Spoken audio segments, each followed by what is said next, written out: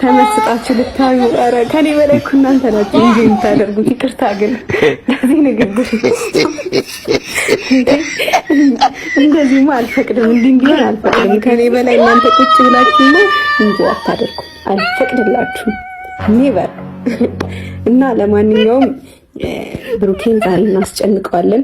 ግን በቃ በጣም እናንተን ስለለመድኳችሁ ስለተግባባችሁ እንዴ በግልጽ ማወራው ገባችሁ አይደለ?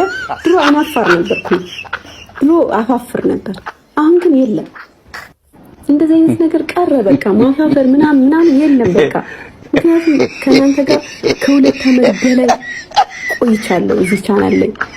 ሌላውን ተውት፣ ከዛም በላይ ነው። ግን እዚህ ቻናል ላይ ብቻ ራሱ ከ2 ዓመት በላይ እንግዲህ ቆይተናል። ስለዚህ እናንተ እንደ እናት እንደ አባት እንደ እህት እንደ ወንድም እንደ ታናሽ እንደ ታላቅ አብረን ስለሆነ ቀጠልነው ምንም የሚያሳፍረኝ ነገር የለም። ለዛ ነው በግልጽ የማወራው።